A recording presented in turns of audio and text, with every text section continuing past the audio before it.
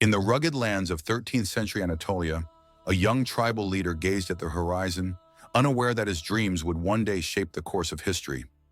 Osman, son of Ertuğrul, lived among nomadic tribes in a world fractured by war, conquest, and shifting alliances. Yet in the quiet of the night, he dreamed of a tree vast, strong, its roots deep in the soil, its branches stretching far and wide. This was no ordinary vision. It was a prophecy of an empire yet to rise. How did a humble leader from the outskirts of Anatolia plant the seeds of a dynasty that would endure for 6 centuries? At this juncture, we follow Osman's journey from a small tent in Söğüt to the foundations of an empire that would span continents. To understand the rise of Osman, one must first peer into the fractured world of 13th century Anatolia. The once mighty Seljuk Sultanate, which had brought order to these lands, had begun to crumble under internal strife and weak leadership. Towns and fortresses that were once secure now stood vulnerable, their walls a shadow of former glory. The Mongols, relentless in their westward expansion, cast a long and terrifying shadow over the region. Raids and invasions tore through cities and villages alike, leaving destruction in their wake and forcing tribes to flee or defend themselves with what little strength they possessed. Amid this chaos, small Turkish tribes eked out a life between the ruins of former kingdoms. Loyalties were fragile. Alliances formed one day could dissolve the next. Each tribe fought not only for survival, but also for opportunity, seizing lands, forging pacts, and waging war in a delicate balance of power. It was a world where the strong ruled, the cunning survived, and the smallest mistake could mean the end of a clan. And yet, it was in this turbulent and perilous landscape that Osman was born, a leader whose vision and ambition would rise far above the disorder of his age. While others merely struggled to survive, Osman would see not just the land before him, but the empire it could become. To truly understand the man who would forge a 600-year empire, we must journey back to the windswept plains of Söğüt in the mid-13th century. Around the year 1258, an age defined by uncertainty, Ertuğrul Bey, leader of the Kayı branch of the Oghuz Turks, welcomed a son into a world torn between opportunity and ruin. This child, named Osman, would grow up not among palaces or tutors, but in a tribal camp where survival was learned long before ambition. Life among the Kayı tribe was harsh, but it forged character like tempered steel. Their tents, woven from goat hair and pitched against the cold Anatolian winds, were both home and fortress. The tribe moved with the seasons, following pastures, avoiding danger, and seeking any chance to defend their way of life. Young Osman's earliest memories were filled with the rhythm of nomadic living, horses snorting before dawn, the crack of the blacksmith's hammer, the distant chants of dervishes, and the tense conversations of warriors preparing for yet another raid or battle. From an early age, Osman walked in the shadow of responsibility. He watched his father negotiate delicate alliances with neighboring beyliks, some friendly, some hostile, all unpredictable. He listened as elders debated the survival of the tribe, whether to migrate, to fight, or to bow to the growing pressure of the Mongol presence creeping through Anatolia. Osman saw firsthand that leadership was not glory, but burden, not privilege, but sacrifice. These experiences shaped him. While other boys learned to ride and shoot arrows, a skill Osman mastered with natural ease, he was equally drawn to the gatherings where tribal decisions were made. There he heard of grievances and disputes, of betrayals and loyalties, of the fragile peace the Kayı tribe clung to. In those moments, Osman absorbed lessons that no school could teach, that justice held a tribe together more tightly than any sword, and that unity, once broken, was almost impossible to rebuild. Yet even amid the tribe's constant struggle, Osman displayed a spark that set him apart. He was known for his compassion toward the poor, his attention to the needs of widows and orphans, and his deep respect for the spiritual guides who traveled through their lands. These qualities would later define his rule, creating a foundation of trust that few leaders of his era enjoyed. And then came the dream, a dream so vivid, so powerful, that it would be written into the chronicles of history. One night, Osman slept in the lodge of Sheikh Edebali, a respected spiritual figure whose counsel was sought by princes and warriors alike. As Osman rested, he saw in his dream a moon rise from the chest of the sheikh and settle upon his own. From his chest then grew a great tree, its trunk towering into the heavens, its branches spreading across continents, its roots sinking deep into the earth. Beneath its shade appeared rivers, mountains, cities, and armies. It was a vision of greatness that stretched far beyond the imagination of any young tribal warrior. When Osman shared this dream, it was interpreted as a sign of divine favor, a prophecy of a future empire. But prophecy alone was not enough. Osman would still need strength, loyalty, and allies. And one of the most important alliances he formed was through marriage. He wed Malhun Hatun, described in various traditions as a noble woman of influence, or in some accounts Rabia Bala Hatun, the daughter of Sheikh Edebali himself. Whichever tradition is followed, the meaning remains the same. Osman's marriage was not merely personal, it symbolized the unity of spiritual authority and military leadership, a combination that would define the identity of the early Ottoman state. As Osman matured, he remained a man shaped by hardship but guided by vision. He was not born into the wealth of a dynasty, nor raised in the halls of an established kingdom. Instead, he carried the hopes of a wandering tribe, a people searching for a land to call their own. In his eyes burned determination. In his heart lived the dream that had visited him, of a tree stretching its branches across the world. Little did anyone know that the boy from Söğüt, the son of a humble tribal leader, would soon transform from a young warrior into the architect of a rising power. What began as the life of a nomadic youth would turn into the story of a founder, one whose legacy would outlive kingdoms, sultans, and centuries.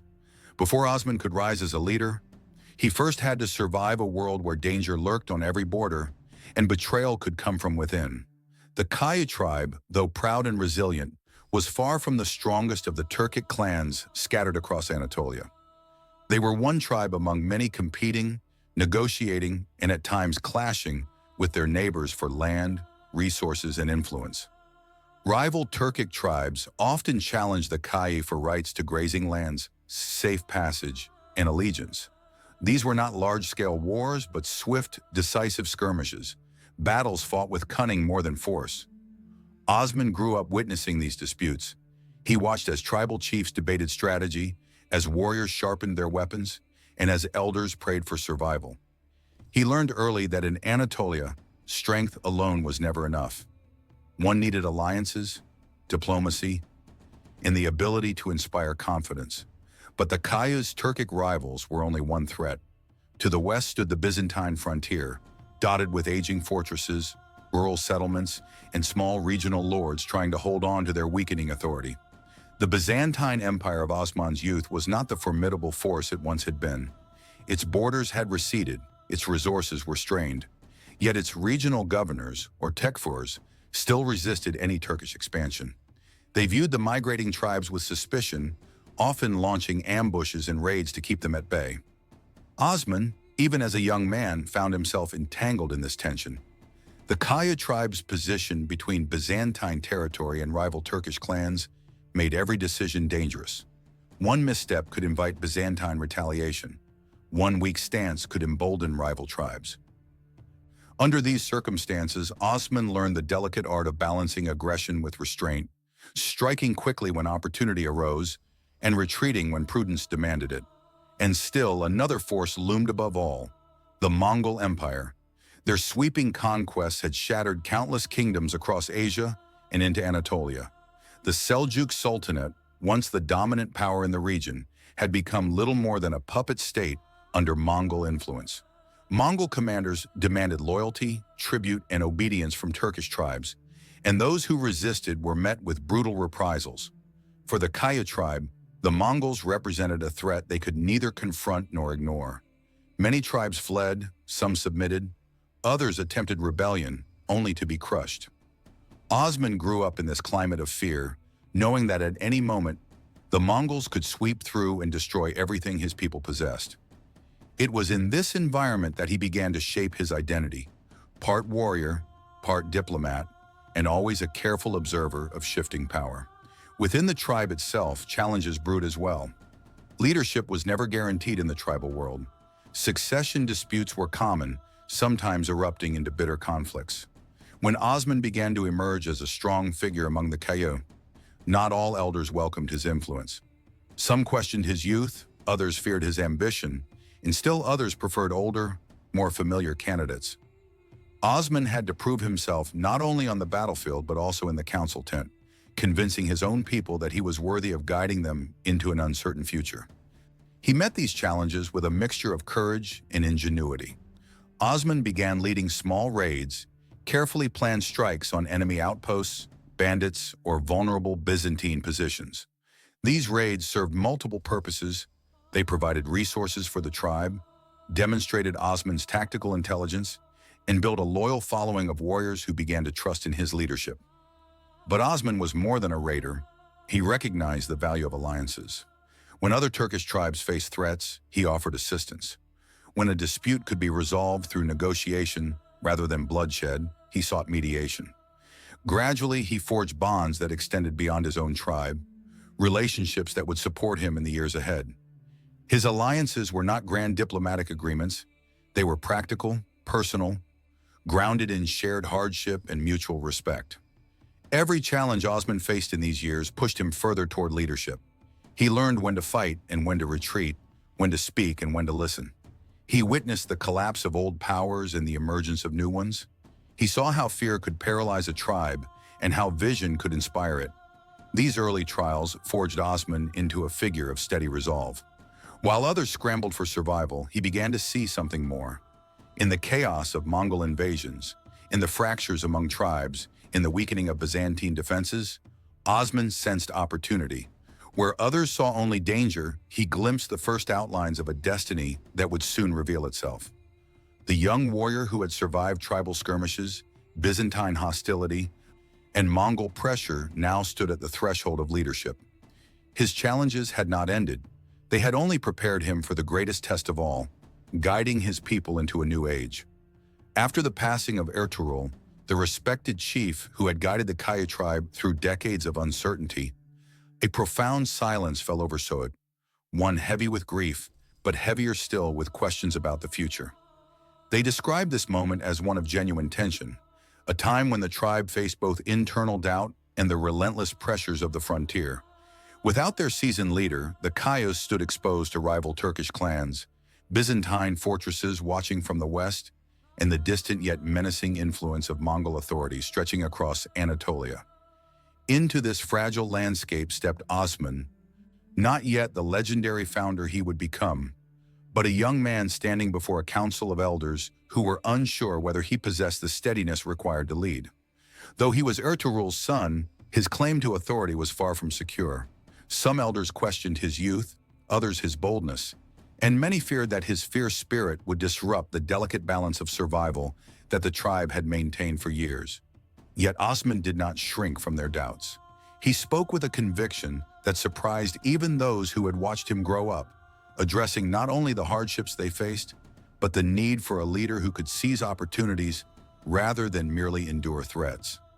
His vision was not grand or excessive, it was practical, rooted in the belief that the tribe needed protection, direction, and hope in an age defined by fragmentation. Still, words alone could not secure loyalty, and so Osman turned toward the place where his strengths had always been clearest, the battlefield. When news reached Söğüt of Byzantine patrols pressing into nearby grazing lands, Osman gathered a small band of warriors, barely enough to consider a military force, and rode out before dawn. In the skirmish that followed, he demonstrated not only personal bravery, but an instinctive understanding of terrain and timing. He returned home with spoils, prisoners, and, most importantly, the intact lives of his men. It was a small victory, but in a world where survival was not guaranteed, it resounded through the tribe like a quiet promise of something greater. That victory led to another and then another, each one reinforcing the confidence of the tribe's elders. This pattern in early Ottoman history described the transformation of Osman from a doubtful successor into a trusted leader through a series of practical, tactical triumphs. His successes were not the result of overwhelming force, but of calculated decisions, swift mobility, and alliances crafted at the exact moments they were needed. Little by little, his reputation grew beyond the Kayı, drawing warriors from other tribes who sought a leader known for both courage and fairness. Osman's rise, however, was not built on warfare alone. He handled disputes with patience, ensured that spoils were distributed fairly, and extended protection to those who lived beyond the strict boundaries of his own tribe. Stories spread through the frontier of a young bey who treated people with dignity, who listened when others ignored, and who embodied the kind of leadership the turbulent region desperately needed. These qualities drew families, fighters, and wandering clans into his orbit, slowly weaving together a community stronger than the one he had inherited. With this growing support, Osman began to direct his ambitions toward more strategic goals. Instead of limiting himself to routine skirmishes, he targeted key Byzantine outposts that controlled trade routes and fertile plains. Early confrontations near places such as Karacahisar reveal a leader who understood that territorial control, not merely raids, would define the future of his people. These conquests were modest by later imperial standards, but each one deepened the tribe's stability and secured the resources necessary for expansion. Through these deliberate efforts, the Kayı were no longer simply a nomadic group surviving on the edge of Anatolian politics. They were slowly becoming a principality shaped by purpose, unity, and vision. As months turned to years, the doubts that once shadowed Osman faded entirely. The tribe no longer saw a young man attempting to step into his father's shoes. They saw a leader whose actions, decisions, and character proved him worthy of guiding them into an age none of them could yet imagine. Söğüt, once just a frontier settlement, began to transform into the nucleus of something greater. And Osman, once questioned and underestimated, became the beacon around which the hopes of his people gathered. In these years, the foundations of what would become a vast empire were quietly laid by a man whose leadership did not begin with the roar of armies, but with determination, justice, and the unwavering belief that his people deserved more than the world had offered them. When Ertuğrul's burial mound was still fresh, and the winds of Söğüt carried whispers of uncertainty, Osman found himself standing between two worlds: the legacy he had inherited and the expectations he had yet to fulfill. The elders of the Kayı, men hardened by exile, migration, and relentless frontier warfare, observed him with a mixture of caution and guarded curiosity. They were not hostile to the idea of his leadership, but they were not prepared to accept it blindly. Their memories were filled with the stability Ertuğrul had provided, and the thought of entrusting that legacy to someone still young was a decision they did not take lightly. In this atmosphere of unspoken doubt, Osman began shaping his path not through declarations, but through presence. He visited every tent in the tribe's encampment, listening to the concerns of shepherds, hunters, widows, and apprentices. He learned which families had lost their fathers to raids, which children were old enough for training, and which clans still carried old grudges from migrations generations earlier. He mapped his people not on parchment, but in memory, absorbing every detail of their lives. This quiet effort deepened his understanding of the tribe's strengths and vulnerabilities, and more importantly, allowed his people to see him as a leader who valued them individually, not merely as warriors for conquest. Meanwhile, life along the Byzantine frontier demanded constant alertness. Small bands of mercenaries, deserters, and opportunistic raiders frequently crossed into Kayı grazing lands, snatching livestock or ambushing isolated travelers. Instead of reacting with hurried violence, Osman organized rotating patrols and instructed scouts to study enemy patterns. He treated the land as a living field of intelligence, gathering clues about troop movements, trade caravans, and the shifting loyalties of nearby villages. His ability to read the rhythm of the frontier marked him as a strategist long before he commanded large forces. As he confronted these smaller threats, Osman also took steps to strengthen the tribe from within.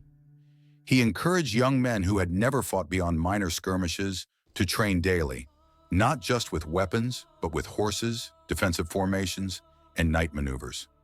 He believed that discipline would one day matter as much as courage. Older men, too, were enlisted as advisors, passing on their knowledge of past migrations, former alliances, and lessons learned from their long years wandering across the steppes and Anatolian plains. Through this, Osman created a multi-generational network of expertise that reinforced the tribe's cohesion. His leadership became even more evident when a severe winter descended upon the region. Food grew scarce, snow buried grazing lands, and the threat of starvation hung heavily over the tribe. Osman led hunting expeditions himself, venturing deeper into the forest than most dared to go. He organized ration distributions that favored families with infants and the elderly, ensuring that no one was left to despair. This season tested both the physical and moral endurance of the tribe, and Osman's unwavering commitment during these months carved his name into the trust of his people. Beyond survival, Osman's vision extended to diplomacy. He visited neighboring Turkish clans, initiating dialogues that aimed to reduce hostility and strengthen mutual defense against the Byzantine garrisons scattered across the frontier. Instead of imposing demands, he listened, negotiated, and proposed cooperative routes for trade and seasonal migration. While not every negotiation succeeded, these efforts distinguished him from other aspiring beys who relied solely on force. But his most significant decisions emerged from studying patterns in regional power. He recognized a shift. The Byzantine Empire's hold on its Anatolian territories was weakening, its fortresses undermined by internal disputes and distant priorities. Osman sensed opportunity where others saw only danger. He advised the tribe to establish permanent outposts, store surplus grain, and fortify river crossings. Each measure was modest, but collectively they formed the infrastructure of a developing principality. During this transformative period, Osman's character expanded. He demonstrated restraint when victory risked turning to cruelty, and firmness when softness threatened the tribe's unity. He intervened in clan feuds, not as a tyrant, but as an arbiter, guiding both sides toward agreements that would benefit the larger community. Gradually, the role of leadership became not something he claimed, but something the tribe increasingly expected of him. One moment in particular solidified this shift. A neighboring clan suffered a surprise attack from a rogue mercenary band. With no obligation to assist them, Osman nevertheless rode out at dawn with a rapid response group, freeing captives and recovering valuable supplies. The rescued families, men, women, and children, followed Osman back to Söğüt and publicly declared their loyalty to him. This event sent ripples through the frontier as word spread about a young leader whose bravery extended beyond the boundaries of his own tribe. By the time spring returned to Anatolia, the doubts that had once shadowed Osman's claim were giving way to something far more powerful: belief. Elders who had once questioned his suitability now sought his counsel. Warriors who had followed him only out of necessity now followed him with pride. The tribe's unity, once fragile, began to solidify into a collective confidence rooted in their leader's consistency, intelligence, and empathy. Through all these experiences, Osman was not merely inheriting leadership, he was forging his identity as a founder. And just as the people of Söğüt began to recognize his potential, the wider world would soon come to feel the impact of a leader whose rise was shaped not by entitlement, but by perseverance, vision, and a profound understanding of the land and people he vowed to protect. As Osman's reputation settled firmly across the frontier, a new phase in his life began, one that shifted him from a respected tribal leader into the architect of a rising state. The lands around Söğüt were no longer merely pastures and seasonal settlements. They had become the staging ground for a larger vision, one guided by opportunity, faith, and an unshakable sense of destiny. The Byzantine Empire, stretched thin and troubled by internal conflicts, had neglected many of its outlying fortresses. Local lords, once loyal to Constantinople, now governed as semi-independent warlords, their defenses weakened and their alliances fragile. Osman watched all of this with the attention of a hunter who had learned to read not just footprints in the dust, but the shifting patterns of the entire wilderness. He recognized that the frontier was no longer a rigid border. It was becoming a space where authority could be challenged, contested, and reshaped. His first decisive move came at Bilecik, sitting at the crossroads of vital trade routes and controlling access to important valleys. Bilecik was more than just a fortress. It was the key to mobility and control. Osman understood that capturing it would provide his people with a permanent foothold. a stable base from which larger operations could be launched. But Osman did not rely solely on brute force to accomplish this. Instead, he employed a blend of military precision and political cunning. Osman used the pretext of attending a wedding feast to enter Bilecik's gates with a small contingent of trusted warriors. When night fell and the celebrations lulled the fortress guards into comfort, Osman's men seized control with swift, muted efficiency. Bilecik fell, and with it, the frontier landscape began to tilt in Osman's favor. From there, his attention moved to the rugged terrain near Akisha, where another conflict awaited him. The skirmish at Akisha became a proving ground for the tactical discipline he had trained into his growing following. Osman divided his forces into small, mobile units, directing them to strike swiftly at isolated Byzantine detachments before withdrawing into the hills. The advantage of these hit-and-run tactics lay not in overwhelming strength, but in using knowledge of the land to offset the superior fortifications of his adversaries. By wearing down enemy morale and disrupting supply lines, Osman turned the battlefield itself into a silent ally. These victories did more than expand territory. They reshaped the structure of Osman's people. Söğüt evolved from a tribal gathering place into the administrative heart of a budding principality. Markets expanded, blacksmiths forged not only tools but standardized weapons, and scribes began recording agreements, land grants, and the early frameworks of governance. When Osman secured Yenişehir to the west, it provided a second anchor for this forming state. Yenişehir's plains offered agricultural stability, allowing the tribe to transition gradually from seasonal herding to more permanent settlement. This transition from nomadic mobility to structured administration required not just military victories, but the creation of a shared identity that could bind warriors, farmers, artisans, and migrating families into a cohesive community. Osman understood that identity was not forged by conquest alone.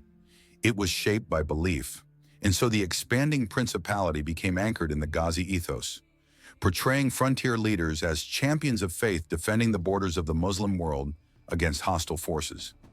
Osman himself never claimed grand theological authority, but his alliances with influential dervishes, spiritual leaders who wandered the frontier spreading teachings and offering guidance, strengthened his legitimacy. The most famous among them, Sheikh Edebali, whose historical presence is well attested in Ottoman tradition, became both mentor and father-in-law to Osman. Through Edebali, Osman gained not only personal counsel, but a moral foundation that infused his ambitions with a sense of higher purpose. Dervish lodges within his domains became centers of community life, where disputes were mediated, travelers found shelter, and the values of justice and humility were reinforced. In this environment, Osman's warriors began to see themselves not merely as soldiers of a tribe, but as part of a movement, one that carried both earthly and spiritual significance. Flags embroidered with crescents, simple at first but symbolic nonetheless, fluttered across the frontier as tangible emblems of unity. Campfires burned not with the uncertainty of wandering tribes, but with the confident rhythm of a people building something enduring. Osman's strategic brilliance also lay in his ability to reinforce freshly gained territory. He established outposts on ridges overlooking river valleys and installed trusted commanders in newly captured settlements. Roads were cleared, bridges repaired, and irrigation channels revived, improving not only military mobility, but the daily lives of civilians. Trade caravans, once wary of passing through contested lands, began to return, drawn by the promise of protection and fair taxation. Revenue increased, allowing Osman to train and equip more troops, creating a positive cycle of expansion and consolidation. His approach to captured populations set him apart as well. Historical accounts consistently note that he permitted local Christians to maintain their property and religious practices so long as they accepted his authority. This policy, grounded in pragmatism as much as principle, fostered loyalty from communities that might otherwise have resisted and helped stabilize the boundaries of his domains. Slowly but unmistakably, the identity of Osman's realm took shape. It was no longer defined solely by tribal loyalties or the legacy of Ertuğrul. It had become something larger, an organized, multi-ethnic, spiritually grounded principality with clear direction and purpose. A nomadic tribe had, under Osman's guidance, turned into the embryo of a state that would one day call itself an empire. With each passing season, the maps of the frontier shifted. Lines once drawn in uncertainty began to harden around Osman's growing territory. Where only a generation earlier the Kayı had wandered in search of refuge, they now stood as a people who possessed land, law, purpose, and a leader whose vision extended beyond anything his followers could have imagined. And as the sun set across the rolling hills of Söğüt and Yenişehir, Osman's gaze turned westward, toward towering Byzantine fortresses that stood not as barriers, but as the next steps on a path he now felt destined to walk.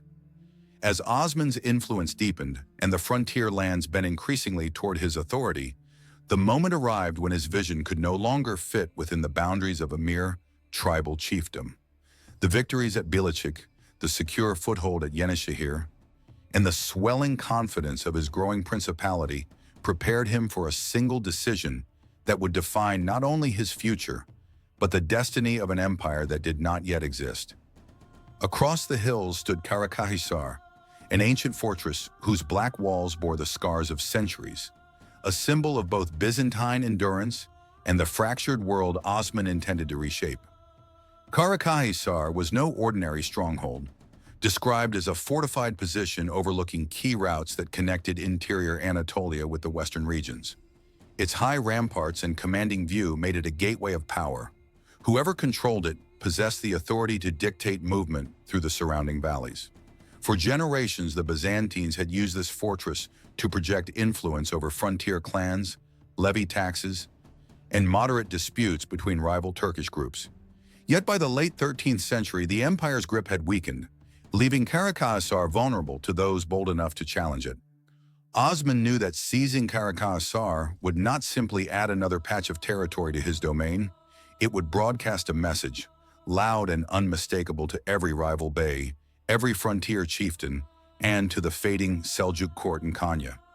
A new power was emerging, one with ambitions that reached far beyond the tribal sphere. Under the dimming light of early spring, Osman gathered his commanders in a secluded glade near the fortress. The evening wind rustled through the pines as he explained the magnitude of what lay ahead. This siege, he declared, would mark a threshold. The Kayı people, once nomads seeking shelter on the margins of great empires, were now ready to claim their own place in the fabric of history. The warriors listened, their faces illuminated by firelight, understanding that this was more than a battle, but a proclamation. As night draped itself over the land, Osman's scouts crept through the surrounding forest, studying guard routines and identifying weak points along the outer walls. Their observations revealed what Osman had suspected. The garrison, though experienced, suffered from dwindling reinforcements and a fractured chain of command. The Byzantines had underestimated the determination of the frontier beys, never imagining that a leader like Osman would dare to assault a fortress that symbolized the last vestiges of their once formidable rule. With the moon high above, Osman gave the signal. His warriors moved with disciplined silence, forming tight ranks as they advanced across the open field. Archers positioned themselves behind natural cover, ready to suppress the battlements, while the vanguard carried ladders and hooks for a rapid climb. The strike began with a storm of arrows, their flights arcing through the darkness and clattering against shields atop the walls. The defenders, startled out of their drowsy routines, scrambled to respond, shouting orders while fires were lit to illuminate the battlefield. Osman himself rode at the center of the charge, wielding his spear with the calm ferocity that had come to define him. Chronicles often portray him in these pivotal moments, not as a distant commander, but as a presence felt directly on the front lines, one whose courage inspired his men to push forward even when the odds seemed formidable. Step by step, the attackers pressed against the walls, their ladders rising despite volleys of stones and arrows from above. At last, the first of Osman's warriors reached the parapets. A fierce struggle followed as both sides fought with desperate strength. Sparks flashed in the night as steel met steel, accompanied by the cries of men who understood the immense stakes of the battle. Slowly, inexorably, the momentum shifted. More and more of Osman's fighters gained the wall, overwhelming the defenders and forcing them into retreat. Within hours, the gatehouse fell, and the fortress doors were thrown open. Osman's banners entered Karacahisar, carried by warriors whose faces bore both exhaustion and triumph. The symbol of Byzantine authority on the frontier had been broken, not by imperial decree, but by the will of a leader rising from the very soil of Anatolia. With Karacahisar now under his command, Osman faced a new reality. This was no longer a tribal victory, it was a political transformation. The conquest necessitated governance, laws, administration, and structures of justice. Judges were appointed, markets reorganized, and security strengthened. The fortress became the nucleus of an emerging state, signaling that Osman was no longer simply the head of a wandering people, but the ruler of a settled domain. But the true turning point came not from the battle, but from the declaration that followed. With Karacahisar under his control and the Seljuk authority all but collapsed, Osman took a decisive step. He proclaimed his principality independent. The ties that had nominally bound him to the waning Seljuk sultans were no longer meaningful, and with this assertion, the Ottoman Beylik was born. This declaration did not come with fanfare or grand ceremony. It was a quiet but resolute statement that echoed far beyond its immediate moment. In the shadow of a fortress that had stood for centuries, Osman laid the first stone of a political entity that would one day stretch from the Danube to the Arabian deserts, from North Africa to the gates of Vienna. The siege of Karacahisar was more than a military achievement. It was the crystallization of Osman's identity as a founder. It marked the point where ambition turned into statehood, where vision transformed into tangible structure, and where a leader from Söğüt stepped fully into the role history had prepared for him. From this moment forward, his path was not merely that of a warrior, but of a ruler charting the course of a rising empire. As Osman entered the final years of his life, the valleys and plains he had once ridden across as a young, untested warrior now pulsed with the steady rhythm of a rising principality. The world he had shaped, often with nothing but resolve, belief, and an uncanny ability to sense the turning of political winds, was no longer a fragile dream whispered among nomads. It had become a tangible, expanding force, one recognized by both allies and foes across the borderlands. This was a period of consolidation, where Osman, increasingly weakened by age and illness, shifted from the front lines to the role of statesman and patriarch. Even so, his influence did not diminish, it simply transformed. His voice still carried weight in councils, where younger warriors, men who had grown up hearing stories of his boldness, listened with a reverence that only deepened as his physical strength faded. One of Osman's last great acts was ensuring the stability of succession. He entrusted leadership to his son Orhan, not merely out of paternal instinct, but from a deep understanding of what the burgeoning state required. Orhan had proven himself in battles and negotiations, and had inherited his father's mix of courage and pragmatism. Osman knew that a principality born on the edges of collapsing empires needed continuity to survive, and his decision established a precedent that future generations would refine into one of the most enduring dynastic traditions in world history. The transfer of authority was peaceful, deliberate, and imbued with profound symbolism, an aging founder placing the weight of a nascent empire into the hands of the next generation. Yet Osman's legacy was never defined solely by conquests or political maneuvers. What lived most vividly in the memories of those who followed him were his values. He was frequently described as a man devoted to justice above personal gain, a leader who listened to grievances with patience, and who sought counsel from both the spiritual and the worldly. His humility set him apart in an era when many warlords ruled through intimidation. Even in victory, he is said to have reminded his people that triumph meant responsibility, not entitlement. That mindset, anchored deeply in the Ghazi ethos and reinforced by the teachings of the dervishes who traveled with his tribe, laid the ethical foundations for what would become a vast multi-ethnic empire. These early principles, equitable rule, protection for subjects, and disciplined governance, shaped institutions that endured long after the last witnesses of Osman's lifetime had passed away. In his final days, as tradition recounts, Osman expressed a wish to be buried near the lands he had fought hardest to secure, the lands that symbolized both struggle and rebirth for his people. His followers honored this request, understanding that it was not merely a burial, but a message, a founder resting at the heart of the world he had willed into existence. And while Osman himself would never see the full extent of what his tribe would become, an empire stretching across 3 continents, influencing law, architecture, culture, and global politics, his vision had set everything in motion. As Orhan expanded the borders, built towns, and strengthened the administrative structures, he often invoked his father's teachings. The empire that would eventually rise, the empire whose mosques would crown skylines, whose scholars would shape thought, and whose armies would alter the balance of power, carried Osman's fingerprints in every stone and decree. His life became a reminder that the most transformative leaders are not always the ones with the greatest armies, but the ones who can see possibility where others see only turmoil.